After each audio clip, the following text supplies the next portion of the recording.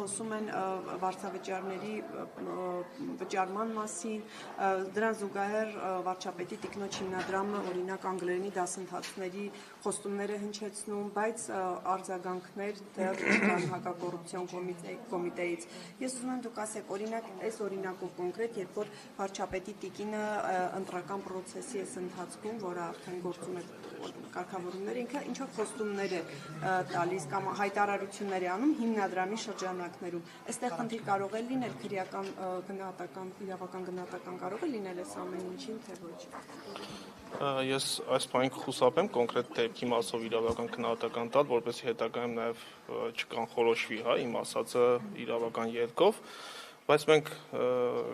քրեական օրենսգրքում ունենք 221 հոդված, դա բարեգործության արգելքը խախտելու հոդվածն է եւ այն ըստ էության գործում է, երբ որ նախագահան հրամանագիր է ստորագրում, որով նշանակում է ընտրության օր եւ այդ պահից սկսած մինչեւ արդյունքների ամփոփումը մենք գործ ունենք բարեգործության արգելքի հետ, որը նաեւ նախատեսված է ընտրական օրենսգրքում եւ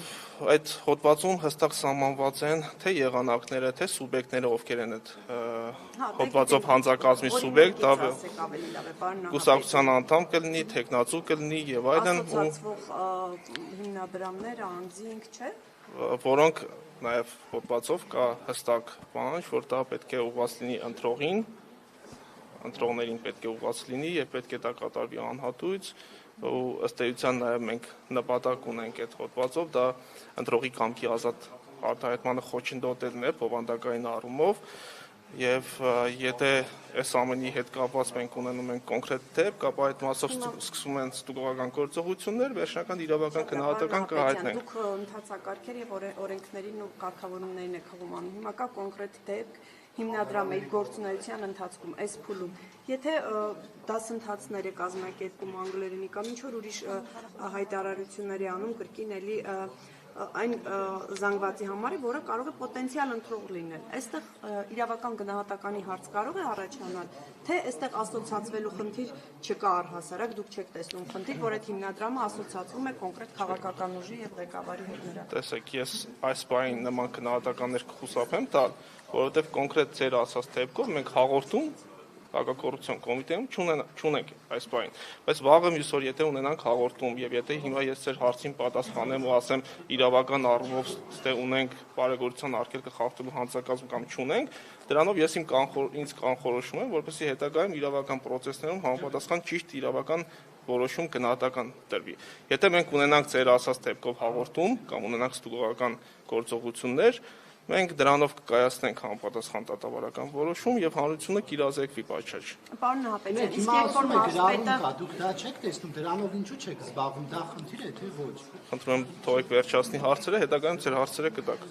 Եվ ուզում եմ մի օրինակ էլ հարցնեի մարզպետը, Սյունիքի մարզպետը, օրինակ որոշում է ստորագրել փետրվարի 9-ին, երբ որ արդեն այդ կարգավորումները գործել են եւ այդ որոշմամբ գումար է բաժանվել քաղաքացիներին, ովքեր աջակցության համար դիմել են մարզպետարանին։ Այս փուլում անկախ նրանից համայնքի ղեկավարը իշխանական թիմից է կոնկրետ կամ կուսակցական է թե ոչ, անկախ այս հանգամանքից համայնքի ղեկավարները իրենց գործողություններում որոշակի արգելքներ եւ զսպող գործողություններ պետք է իրենց քայլերը ենթադրեն, թե այսինքն դուք ո՞նց եք այդ սահմանը հասկանալու, օրինակ այս գումարի բաժանումը կարելի է եւ որևէ բան չի ենթադրելու կոնկրետ մի ուժի համար, թե ոչ, ո՞նց եք վարվելու, կոնկրետ այս օրինակում ինչ որ խնդիր տեսնում եք, թե այստեղ էլ հաղորդում չեք ստացել։ Կոնկրետ այս օրինակով մենք ունենք ստուգողական գործողություն հակակոռուպցիոն կոմիտեում եւ ստուգում ենք, թե այ տվյալ պաշտոնատար անձը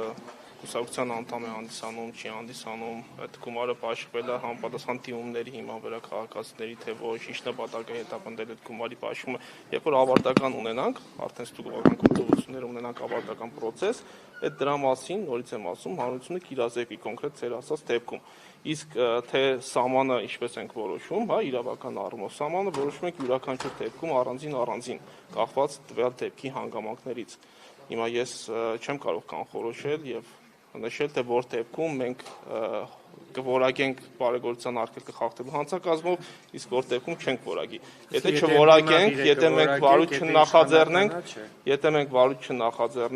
մանրամասն կնշվի վարույթ չնախաձեռնելու արձանագրության մեջ պատճառները եւ այդ մասով նաեւ հանրությունը կիրազեկվի։ Ինչ վերաբերում է ձեր հարցին, թե եթե ընդդիմադիր է, եթե ոչ, ապա կարող եմ կոնկրետ դեպք նկարագրել, երբ որ բարեգործության արգելքը խախտելու հանցակազմով մենք նախորդ Էջմիածնի ընտրություններում, այո, հիշում ենք մեր գործընկերներից Լիան Սարգսյան, տեսանյութեր հրապարակել, չէ, դեպքն եմ ուզում ձեզ թողեք վերջացնեմ, ես դեպքը հիշացնեմ, դուք մնացածը, հա։ Երբ կվերջացնեք։ Հիմա եթե փոխադարձ հարգանքի մթնոլորտում շարունակելու ենք հարցազրույցը, շարունակենք, եթե չէ, ես թողեմ գնամ, դուք ձեր հարցադրումները արեք, դե սպասեք, ես նախորդ հարցի պատասխանը տամ, հետո ձեզ լսեմ, հա։ Մենք Էջմիածնի ընտրություններով կոնկրետ ունեցանք բարեգործության արգելքի խախտման դեպք, որով մեղադրյալ է քաղաքացիական պայմանագիր կուսակցության անդամը բարեգործություն կատարելու համար։ Հետևաբար ձեր